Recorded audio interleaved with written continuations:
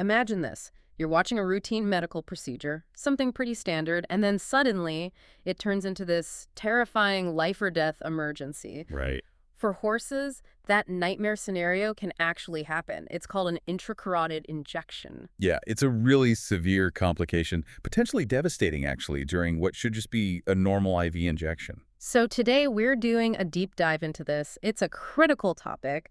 Our mission really is to unpack the anatomy, understand the dangers, figure out how you spot it instantly, what the management steps are, and talk about the prognosis, which can vary quite a lot. And we're pulling from some solid veterinary sources here, looking at excerpts on the dangers, management, diagnosis, basically getting you a clear picture of something really vital to understand. Okay, so let's get right into it. Maybe start with the basics. What exactly is an intracarotid injection? Well, simply put, it's when a substance gets accidentally injected directly into the carotid artery. Instead of the jugular vein where it's supposed to go? Exactly. And that mix-up, that small error, has huge immediate consequences because of where those vessels actually lead. Right. So most people know the jugular vein. You can often see it, right? That big vein in the groove on the side of the horse's neck. Yeah, it's superficial, easy to access generally. And its job is just carrying that deoxygenated blood back towards the heart. Standard stuff. But the carotid artery, that's different. It lies deeper, more towards the middle of the neck, medial to the jugular. And the key thing, it's carrying oxygenated blood away from the heart under high pressure. Straight to the brain. Straight to the brain. And what's really interesting and kind of concerning is that the risk of hitting it isn't uniform down the neck. Oh. Yeah, the risk is actually higher in the lower third of the neck, the distal part. There's a muscle there, the omohyoideus, Okay. which usually separates the vein and artery, but it gets quite thin down there, so less protection. Ah, I see. So the upper part of the neck, the cranial third, is generally safer for IVs then. Generally considered safer, yes. More tissues separating those crucial vessels. So it's a matter of inches, maybe less, but the outcome is completely different. That seems incredibly risky. Is there something specific about horse anatomy that makes this mistake, more likely here than hitting an artery elsewhere? That's a good point. You mentioned that muscle thinning out. The omohyoideus. Right. That's a big part of it. That anatomical vulnerability combined with, well, horses aren't statues, right? They move. Even a small shift during the procedure can suddenly bring that artery into the needle's path. So precision is absolutely paramount. It really is. Okay, the anatomy makes sense, that close proximity. But the real fear factor comes from what happens next, doesn't it?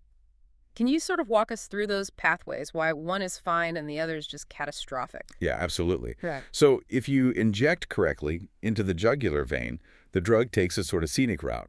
It goes to the heart, then gets pumped to the lungs, comes back to the heart. And then gets distributed everywhere else. Yeah, exactly. It gets diluted in the general circulation before it reaches any specific organ in high concentration.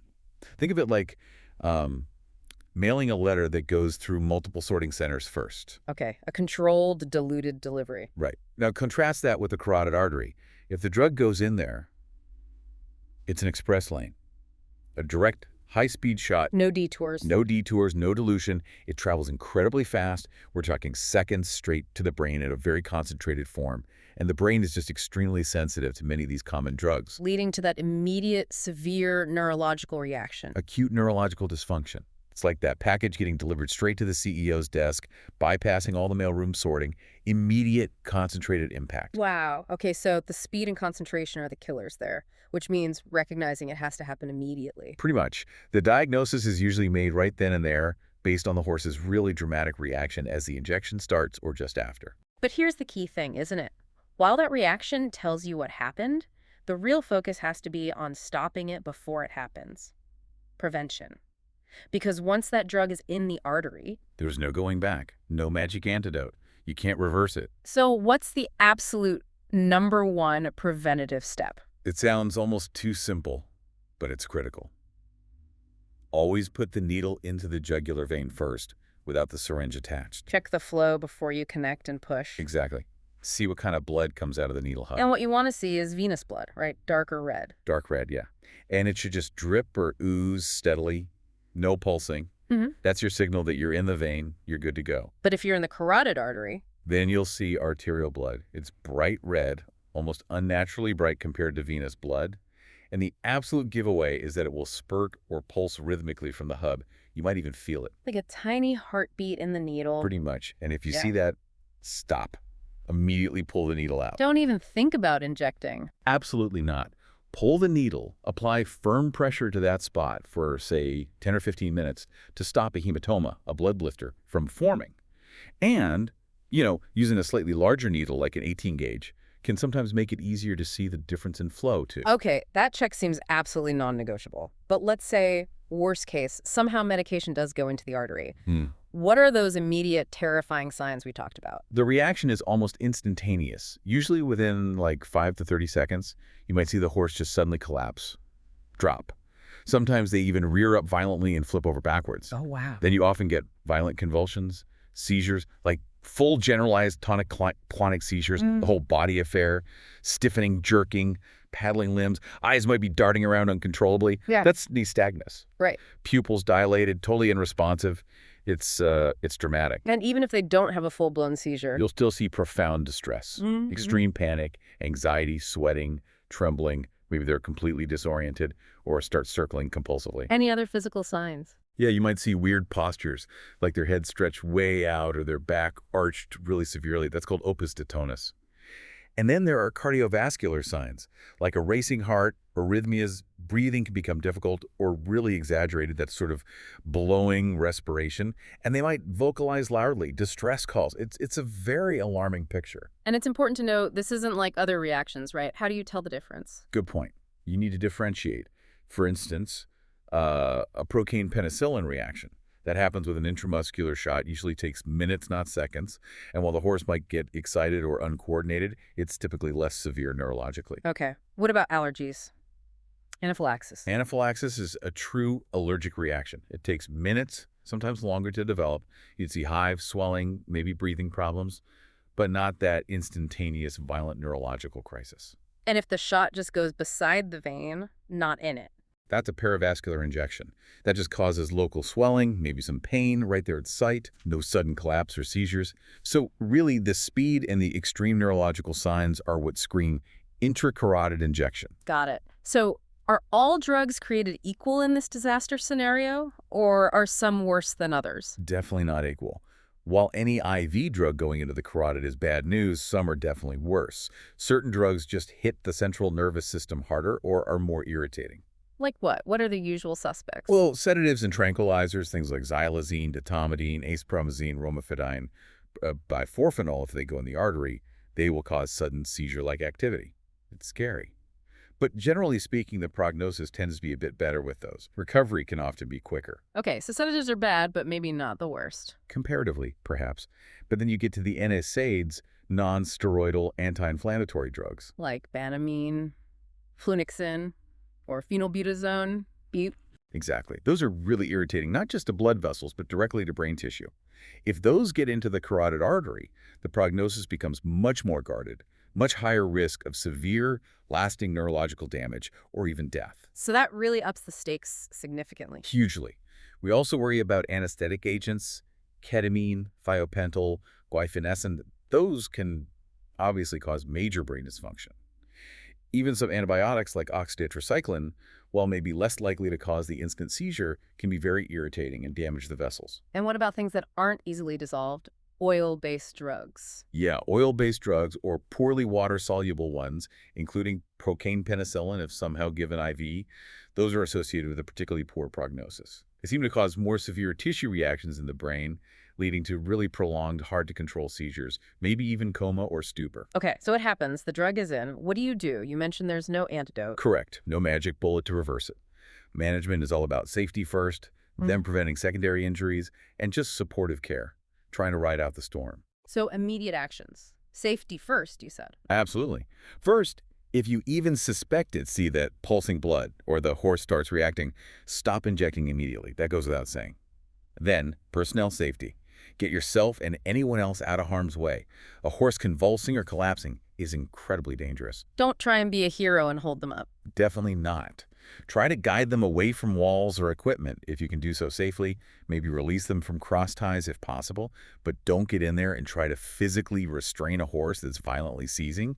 That's how people get seriously hurt, and it can injure the horse more too.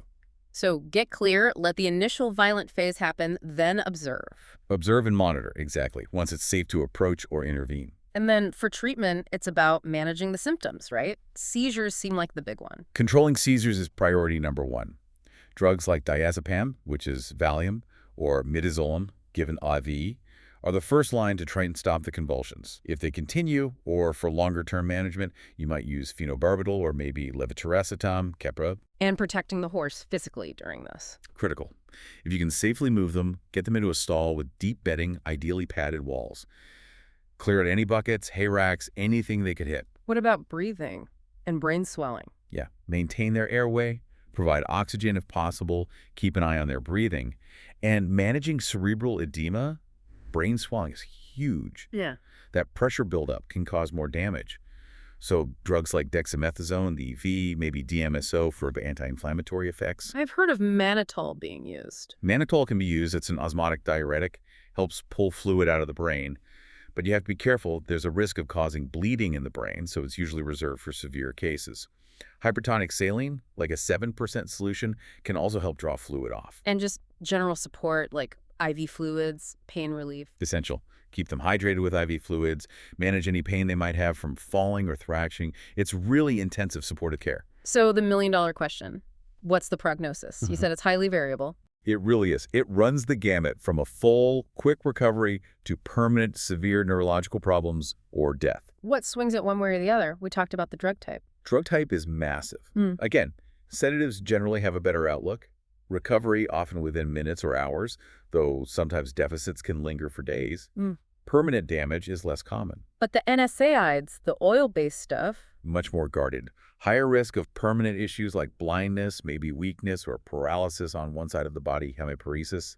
You might see reduced facial sensation, a poor blink reflex. the menace response. Right, the menace response might be poor on the side opposite the injection. In the worst cases with these drugs, you can get actual bleeding or tissue death, infarction in the brain. Does the amount injected matter? Absolutely. Dose and volume play a role. More drug means higher concentration, worse prognosis. Also, how long the seizures go on, or if the horse is deprived of oxygen, hypoxia, that can cause irreversible brain damage. And you mentioned something earlier that really stuck with me, that often the direct cause of death isn't even the drug itself. It's a sobering point, isn't it? While the drug can certainly be fatal, probably the most common cause of death after an intracarotid injection is severe trauma. From the fall. From the fall, from thrashing violently, skull fractures, neck fractures. Those catastrophic physical injuries sustained during that initial violent reaction. It really highlights how dangerous the event itself is, physically. So the outcome depends on the drug, the dose, how long the crisis lasts, avoiding physical trauma, and how quickly treatment starts. And probably some individual horse factors we don't fully understand, too. So what are the general paths? Recovery, lasting damage, or the worst? You see all three. Many horses, especially with sedatives, come out of the acute seizures fairly quickly, maybe seem almost back to normal within hours. Temporary issues like being wobbly, disoriented, maybe temporarily blind in one or both eyes are common but often resolve. But sometimes the damage is permanent. Yes, particularly with those nastier drugs like NSAIDs. Permanent brain damage, blindness, lasting neurological deficits can definitely happen. And sadly, death is a real possibility, either from the drug's effects or, again, very commonly from those secondary traumatic injuries. Wow. Okay, so summing this up, what we've really deep dived into here is just a stark reminder of how vital technique and immediate recognition are in veterinary work. Absolutely. These intracarotid injections, thankfully, are rare, but the consequences, they're just devastating. Turn something routine into an absolute emergency in seconds. And the biggest takeaway, the thing to hammer home. Prevention. Prevention. Prevention. Always check for that venous blood flow dark, non-pulsing from the needle hub before you attach the syringe and inject anything. It's simple, but it's the single most effective way to stop this from happening. It really underscores the need for constant vigilance, doesn't it? How a tiny deviation, a moment's lapse, can have such huge consequences. Makes you appreciate the precision needed every single time. It does. And it also makes you think about the resilience of these animals, neurologically speaking. How they can sometimes bounce back from such an insult. Which leaves us with a thought to ponder, perhaps. What other seemingly common veterinary procedures might have their own hidden, less talked about, but potentially just as dramatic risks waiting just beneath the surface? That's definitely something to think about. Always more to learn, always need to stay vigilant.